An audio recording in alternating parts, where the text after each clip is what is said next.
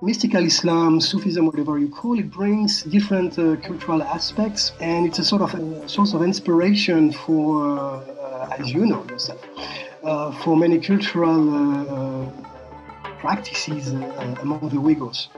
That is to say, poetry, dance, music, architecture, also, and maybe more subtly also the way of thinking of people. This is Uyghur Stories. Stories from the Uyghur diaspora. Hi, Mukadas. Welcome back to Uyghur Stories. Hi, John. Welcome back to Uyghur Stories as well. Thanks. It's really great to be back here with you, and I'm really looking forward to today's episode because today we're going to talk about religious practice in the Uyghur community, and in particular about Sufism and Islamic mysticism. So I'm really excited to learn and hear about some of the stories that our guest today has. And I wondered if you wanted to start by just sharing a little bit about what Sufism is. I think Sufism is something developed over the centuries after Islam became one of the important monotheistic religion in the world. I think these people who started to embrace Islam, they wanted to have a more in-depth understanding of what is God and what is faith. And it's a kind of Sufism for me. It's the kind of research, and it's also how Sufism is defined. I think in books, like it's an experience, initiatic experience that people will get into that road searching for the truth of their spirituality and the meaning of God and meaning of all the things that which are written in Quran, and it's a kind of journey looking for the truth. I've also heard it talked about as in addition to sort of looking for that truth that you're talking about, looking for and in pursuit of a personal connection with God, and about having a that sort of divine experience on a very personal level. And I think that, as I understand it, is also a tenet or a core piece of any form of mysticism, about about finding something, whether that's a practice or a mantra or um, a meditation or anything like that that can help a person achieve a connection with the thing that they consider divine. And and so Sufism, my understanding has always been, is the Islamic practice of mysticism. And I think that the images I often think of, are the sort of Iranian dervishes or things like that, where people are sort of engaging in this ecstatic physical act to sort of achieve a divine state of mind, or a sort of oneness with divinity, a oneness with God.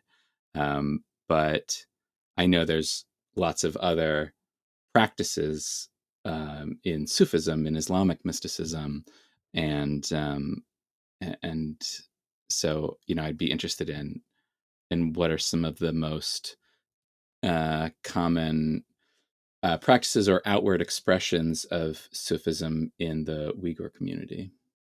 Yeah, the Sufism is the mystic Islam. So there's this connection that you were talking about, this research for oneness and research for this experience of coming closer to this God or Allah or the truth or whatever you call that state of mind or that person or that thing is.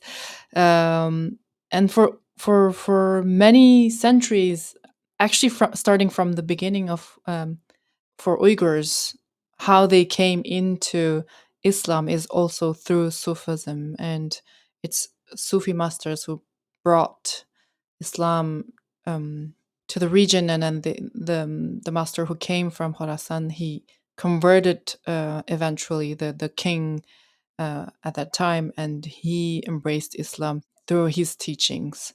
So Sufism is fundamental for Uyghur Islam, Uyghur way of practicing Islam, and that created a kind of very specific kind of being a Muslim in Uyghur region, because the Sufism, when it came to Uyghur region and when it's adopted by the majority of Uyghurs, also kept their pre-Islamic practices and also received this kind of mysticism and mixed all these together and practiced for many centuries that kind of Islam. So, for example, you were talking about different way of experiencing or going towards this experience of being closer to God. In Uyghur region, there's poetry, there's also dance, and there's also music. All these artistic forms were used by Uyghur people since the beginning of and before Islam came to the region, and especially after, as a way of practicing their faith or like practicing their spirituality. And that's why poetry, music, dance took so much importance in Uyghur culture because of the spiritual importance of these artistic expressions.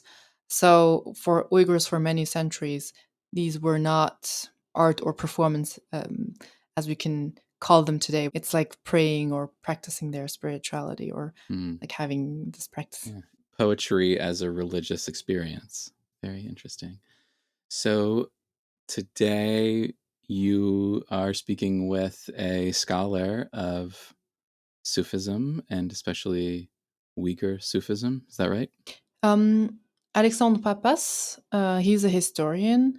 He spent many years working on Sufism in Central Asia, and he did a huge amount of work about Uyghur Sufism and the Sufi, like different expressions in mysticism in Uyghur region, and he has lots of knowledge about Sufi figures in the history in Uyghur region, and also like historical changes around them and all the legends. And yeah, he knows a lot of things, and then he did a lot of research, and I'm excited to talk to him.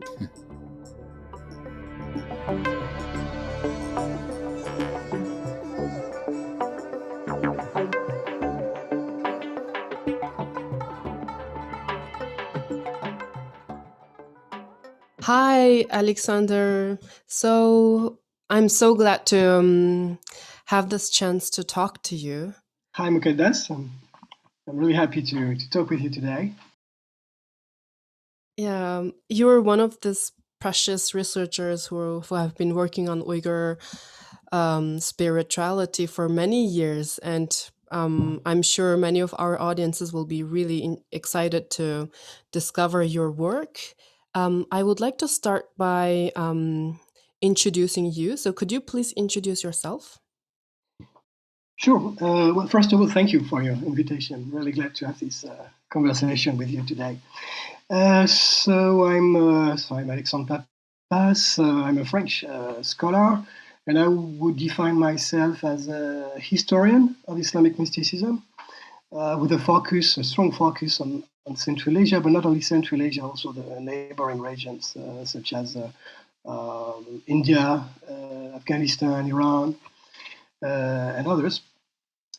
And professionally, I'm a senior now research scholar at the French National Center for Scientific Research in Paris, where we have a strong tradition of study on Central Asia and Islamic mysticism or Sufism as well. Yeah, that's one of the prestigious research center that you work for, and lots of research from the center is really important work. I would like to, go back to the origin story to understand how you came to Uyghur region and how you started to work on Uyghur Sufism. Sure.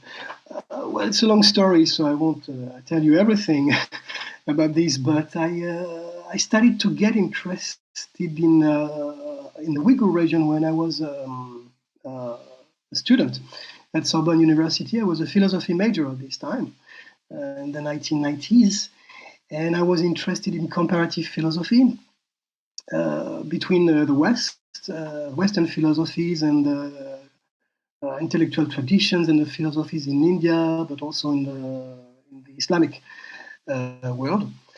And at the same time, when I was still an undergrad student, the region of Central Asia in general, I mean the post-Soviet region, but also the Uyghur Eastern Turkestan, they were opening at this time. It was again possible to travel in this part of the world, which was not the case before. So it was an opportunity for me to travel. First of all, in this region, so I went to Uzbekistan, to Kazakhstan, and then I went to Kashgar, Urumqi, and other cities in the south of Eastern Turkestan from Pakistan. I arrived from the road of the south to enter this region.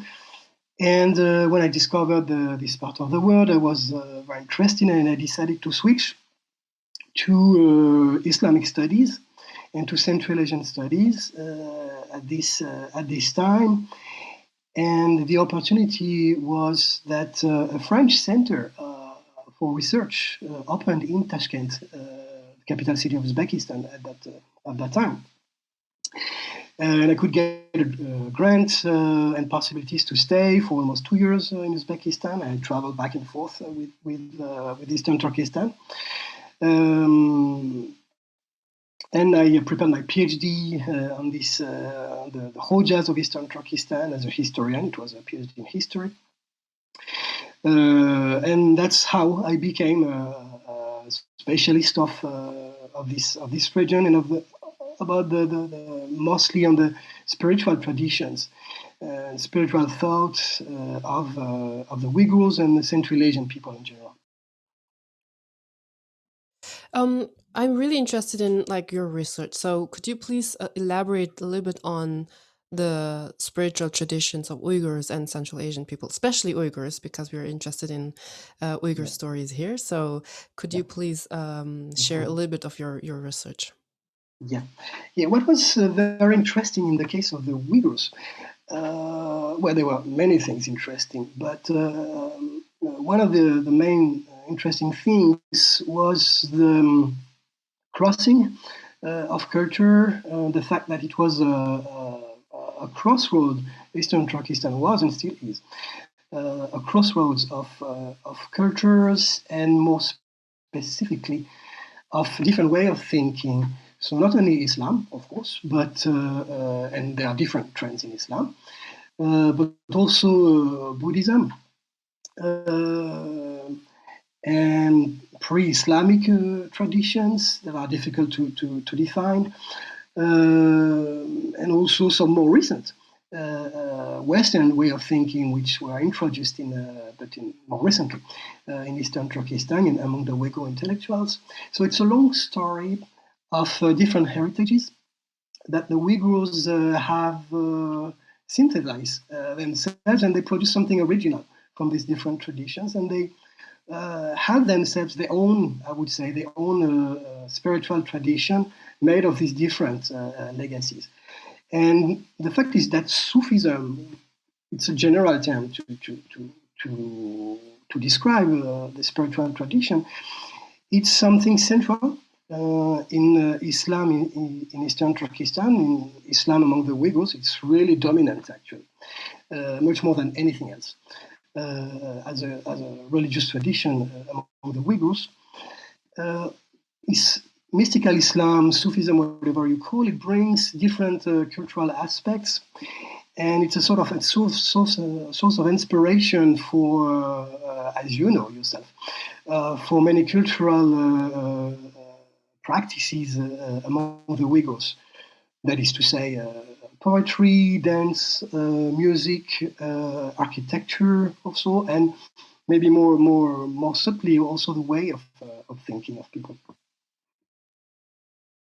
This is really fascinating because, as everyone knows, since several years, Chinese government is trying to portray us as something backwarded, with a very radical Islamic thoughts. But what your research shows is Uyghurs has been like really absorbing and also creating their own way of believing in having a spiritual practices, not just receiving a very new kind of Islam, but also continuing their long lived traditions. And it was also a way for them to communicate with the world. Yeah, exactly.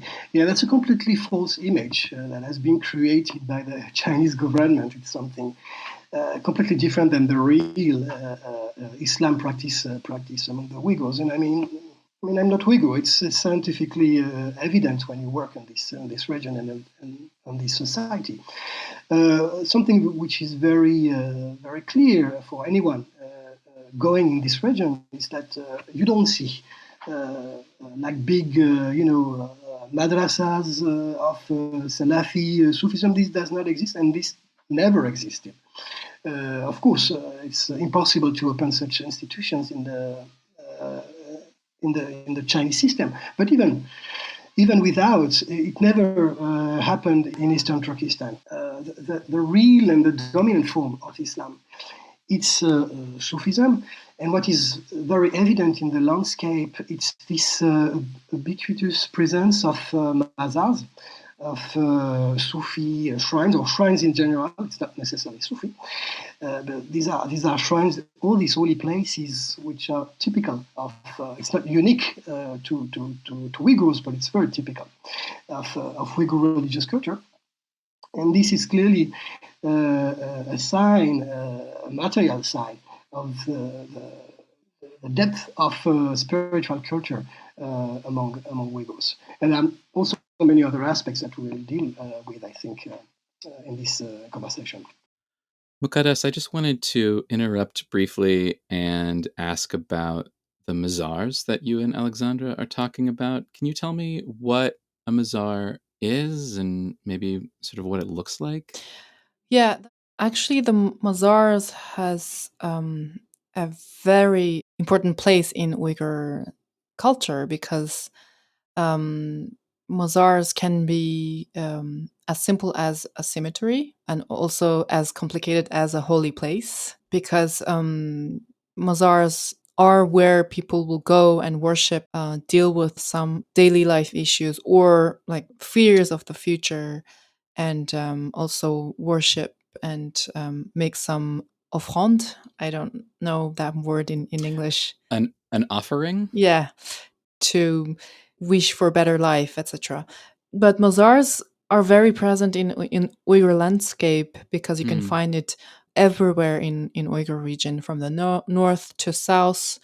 Sometimes it's embedded in a cemetery. You can see a very special tomb where people will tell you that there's a holy person who was buried there. So that's a kind of place where people from the nearby or from far away come to this place and worship this place.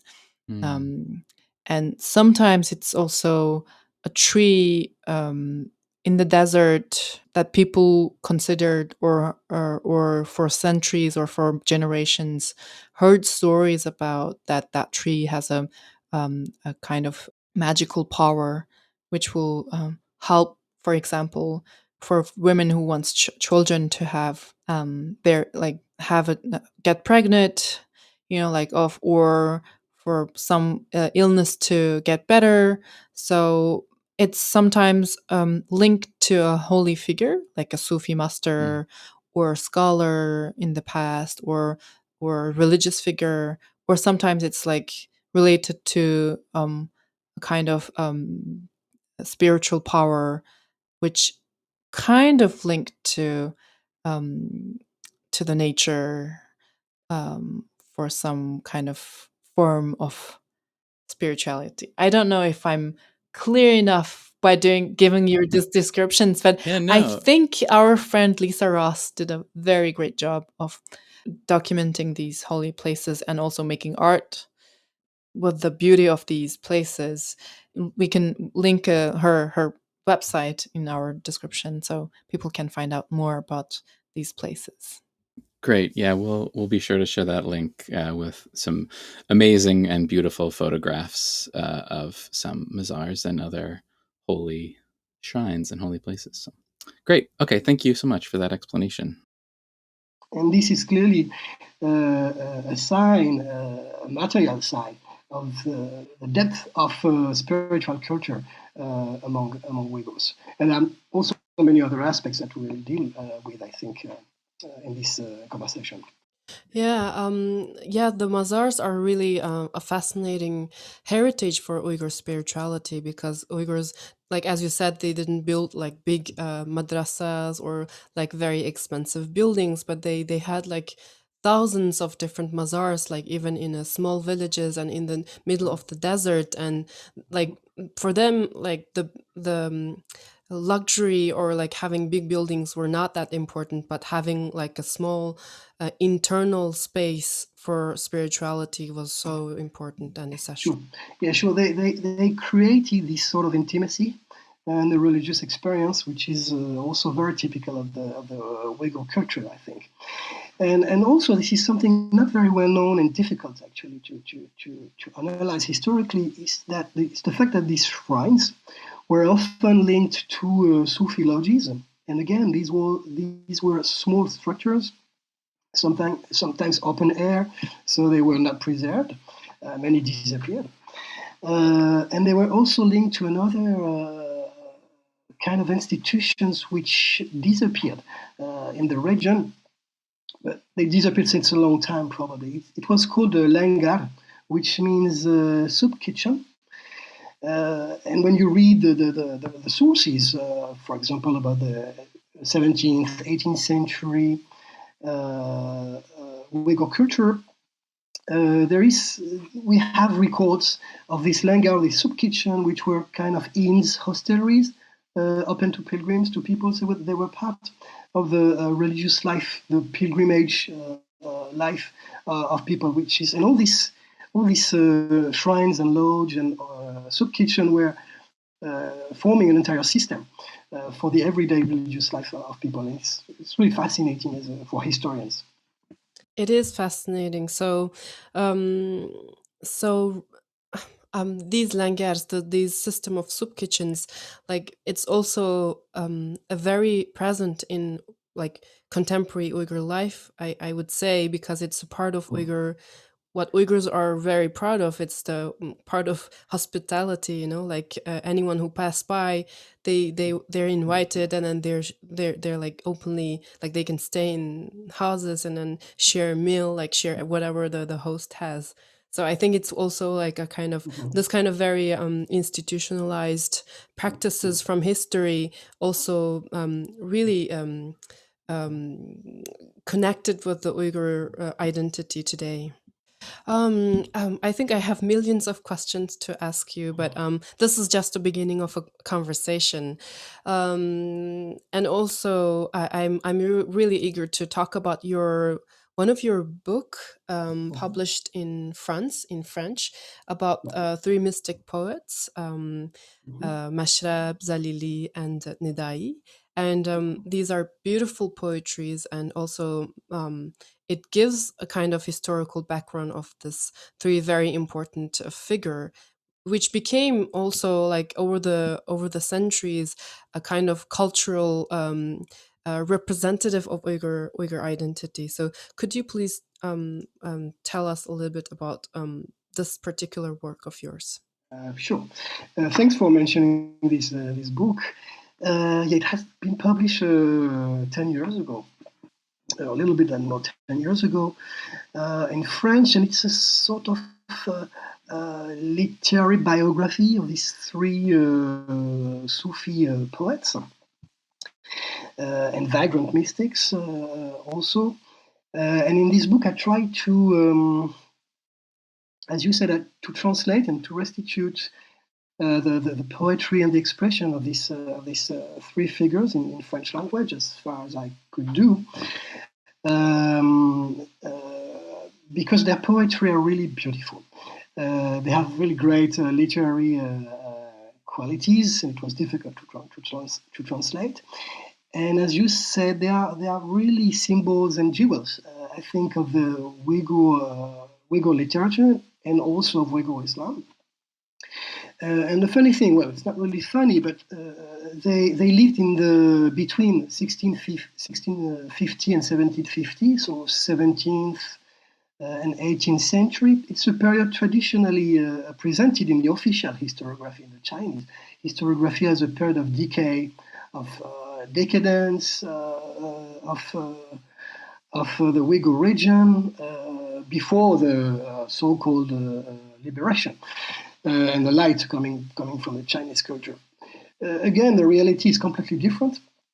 It's to me, it's a sort of golden age, or even a renaissance of Uyghur, of Turkic belles lettres literature, and these three poets, Mashraf Zalili and Nidari Kashgari, are the best representatives of this renaissance. The other thing which is interesting beside poetry, but it's expressed through poetry, is the fact that they were again, these people, they were not powerful, wealthy, religious actors. Quite the contrary, they were very modest. They were basically beggars, living as vagabonds, and it's a part of the experience too, and a main subject of their poetry. And they were called kalandar, which is a term that might be familiar, or probably familiar to you, which is originally a Persian term, which means vagabond. So they were kalandar poets. And again, in this book, I wanted to tell their story because it's not well known. Well, they're well known in Central Asia, and they're well known by the Uyghurs, but Western people don't know. And readers from the West don't know these great poets and Sufis. So I wanted to make the people discover this personage, but also I wanted to give access to their way of expression, their spiritual personality, and also their testimony about the time they lived, the 17th and 18th century. About the region. Yeah, thank you for doing that work, because lots of the poetry that, as I told you, that I use in some of my performances, they are so powerful, and they're so deep and philosophical, and I'm sure that it was a huge work to translate all this poetries, and also that's really interesting, like for me personally, that these, as you mentioned, these three poets were not like rich and a very powerful religious figure, but they were like vagabonds, and then they were beggars, and then they renounced to all the wealth of this present world, and they're seek for a higher spirituality, and then they traveled also a lot, and they brought their knowledge, their way of seeing the world to many different parts of Central Asia, and that's why also they're very well known. And still today, their poetries are very important for example, for Uyghur muqams, and also I think for Uzbek muqams as well. Their poetry is still sang by by Muqam masters, even though I know in Uyghur region in China, the spiritual spiritual background of these poetries are forbidden, and we cannot even say that these poets are Sufi. But their trace, they are there, and we're still remembering them. That's remarkable. These poets are really remarkable. Could you please tell me a little bit about like um, how you find their manuscripts? Yeah. Well, originally I was working on the Khojas of Eastern Turkestan. So I made a lot of research and I consulted a lot of manuscripts, present mostly in Tashkent, but also in St. Petersburg. So in studying these different figures of the Khojas, they were wealthy, most of them wealthy Sufis and big authorities in Islam. So working on these people, I came across these names of Mashrab, of Zalili, of Nidai. So I started looking for the manuscript. For the first case, Mashrab, it was quite easy because Mashrab was so popular that you find hundreds of copies of manuscript in different parts of the world. And I bought myself even one in Tashkent. So I have a copy of his divan, of his collection of poetry for myself, but you find many different ones. For Zalili, it was much more complicated because we have only a very few copies preserved in Urumqi. And as you know, the archives in Urumqi or whatever in Eastern Turkestan are not accessible to scholars. So there is really a difficulty to get access to culture because of this non-access to archives. But thanks to a friend, I could get a copy clandestinely of a text of the Safarnameh, of the travelogue of Zalili. So I have an original manuscript, a copy manuscript, not an original, I mean a PDF of the manuscript of the travelogue of Zalili, but has been transmitted secretly. So it's a whole story to get access to this text. And for the third one, it was again easy because Nidai Kashgari was born in Kashgar and raised in the south of the Tarim region.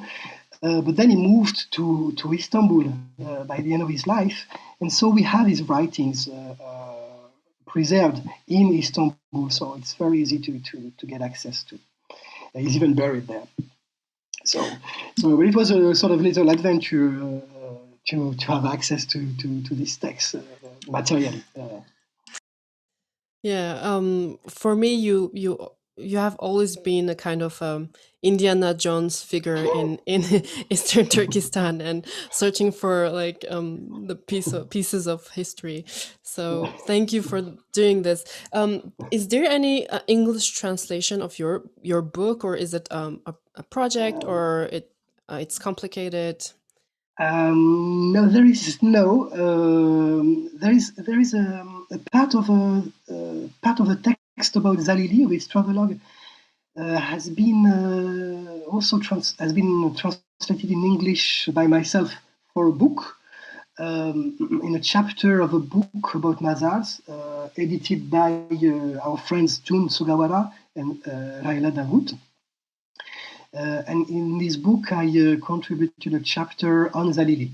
So this is in English. But besides, unfortunately, there is no English translation of this book. Another book of mine entitled "Thus Spake the Dervish" has been translated into English, but it's a bit different kind of study. It talks also about calendars and dervishes, but in a more at a larger scale, so to say. Okay, I will ask you for the references for these books and these chapters. I will put it on our website. You mentioned Raila Dawood. I would like to very briefly talk about your collaboration with Raila Dawood and the work that you did with her while you were still working Yeah. there. Yeah, Raila, well, the first time I met Raila, it was her book, actually. The book she published, the famous book she published about Mazar, that I discovered in a bookshop in Urumqi. And I was myself starting working on the shrines. So it was a great discovery for me, and I didn't know her. So I read her book, and I published a book review, also in French, of her book. And after that, I met her with our common friend Lisa Ross at the conference in London.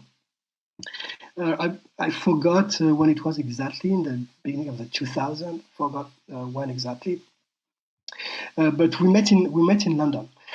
And after that, we became very good friends, and we collaborated several times for this kind of publications, for instance, and also for a conference we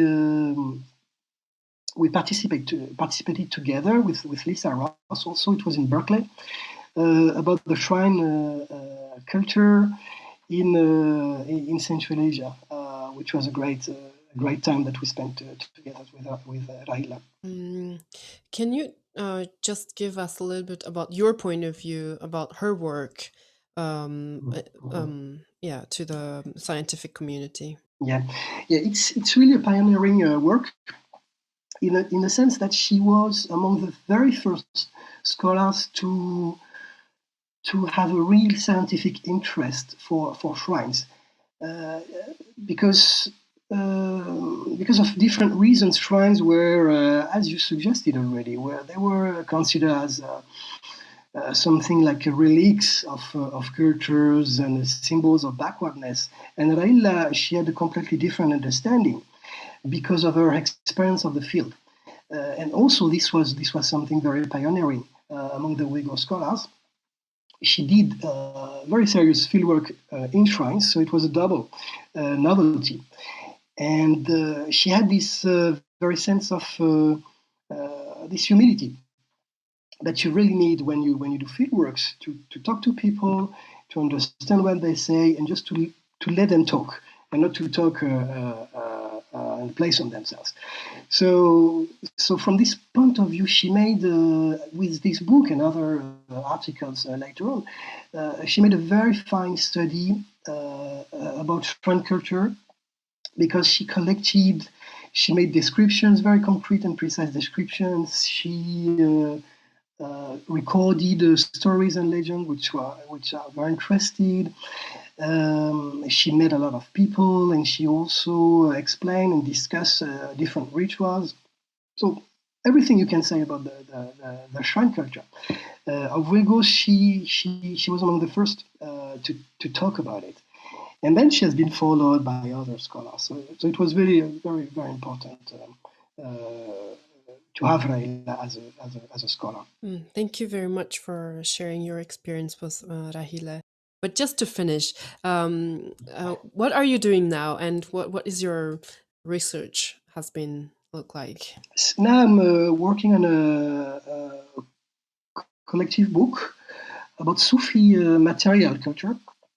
What I mean by Sufi material culture, it's partly the places, but it's mostly the objects used by Sufis. Because Sufism, it's a strong spiritual tradition. It's a sort of esoteric way of thinking. It's it has many intellectual aspects, and it's a sort of inner form of Islam. But there is also an outer dimension of Sufism through the objects. And they are both. They are material things, but they have also spiritual meanings. So it's very interesting. And as an example, to give you maybe a more concrete idea of what I'm talking about, and it's very popular among Uyghur Sufis. It's, for example, the begging bowl, which is called kashkul. It's again a Persian word, but used in Turkic languages too. And the kashkul, it's a begging bowl that you can still see in among Uyghurs and also in Central Asia in general, another region of the Muslim world. And the kashkul, it's not only a ball, it's also a symbol of spiritual knowledge, in the sense that when you collect the ants, you also collect knowledges. And it has been also described by poets, again by Sufi poets, as not only a bowl but as a vessel, as a small boat, because it has the same form, and it's interpreted, these small, very simple objects of the beggar's bowl. It has been interpreted by Sufi poets as a vessel traveling. Again, you have this dimension of traveling on the traveling on the ocean of knowledge, of spiritual knowledge. So it has an initiatory dimension too. So in this book we'll explore different objects like this, also clothes like Sufi cloak, Sufi hats, etc., etc. From both perspectives, from their material contents, but also from the spiritual meanings. So that's the forthcoming book that I'm working on now. That's fascinating. I'm eager to discover that book, and thank you so much for being the keeper of this important knowledge and researcher for this knowledge and explorer of these knowledges. And thank you for doing all the work that you have been doing. It's so precious, and I'm really grateful that have you here and get educated by your research. Thank you very much. Thank you, Gildas.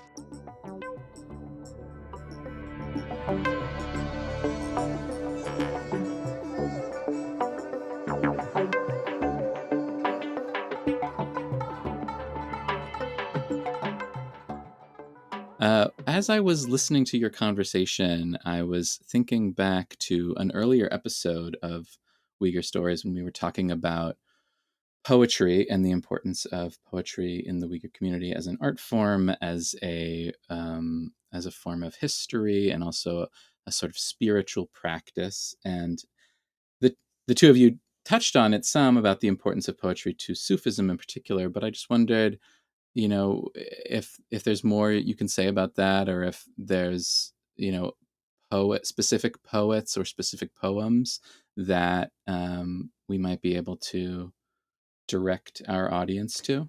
Yeah, the three poets, Vagabond Sufi poets that we were talking about, they're like really important for Uyghur, not only Uyghur poetry, but also, as we talked, they're really important for Uyghur classical music. So, for example, Shamesh Reb, his poetry is all over Uyghur traditional music. Like, people will sing his poetry without thinking about he's a Sufi and spiritual poet.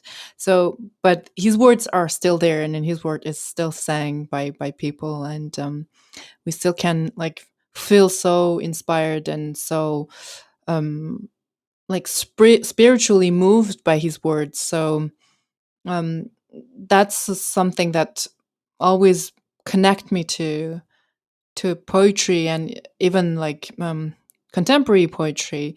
And I'm so I understand more when I understand more these Sufi poets about like contemporary poetry. So it's something for me very nurturing, and that gives me a lot of ideas about spirituality, about beliefs, and questioning, like distance and destinies, and like like really like thinking about life, giving it a philosophical thoughts. These poetries are very philosophical, and it's about life and death, and journey and travel, and it's really inspiring.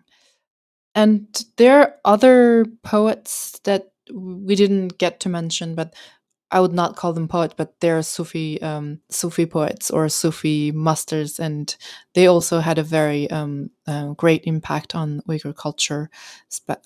Someone like Alishir Nawai, he's also um, a Sufi master from Central Asia, and he has a very authority in spiritual poetry, not only for Uyghurs but also for Uzbeks and even in Kazakh and Kyrgyz culture. So their words are like still remembered.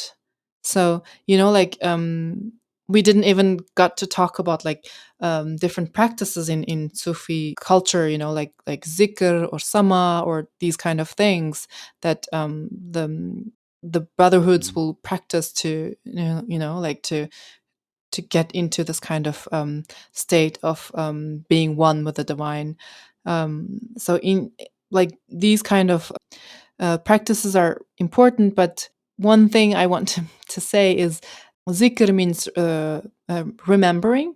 So like the power, like the force of these words are still remembered today. So the even though we don't see much Sufis in Central Asia and even in Uyghur region, but their words, their thoughts, their way of thinking, their way of practicing their faith, their Islam is still very much alive. So this is just the beginning of this conversation. I think we have a lot to learn about these Sufi poets and from Sufism, from the history of Sufism in Uyghur region. In your conversation with Alexander, he and you brought up several books and articles, and we'll be sure to share links of those on our website with this episode. So please check those out. And thank you very much, Makaras, for sharing your conversation with Alexander with me and all of us today. And I'll see you next time. See you next time, John.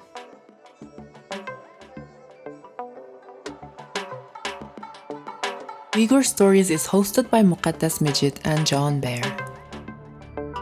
It is produced by The New Wild. Our audio engineer is Hashad. Our theme music was also composed by Hashad. Uyghur Stories is made possible with the support from the US Embassy in Paris. For more information, please visit us online at www.uygurstories.com. That is www.weghurstories.com. Of course, you can find us on Instagram at Uyghur Stories.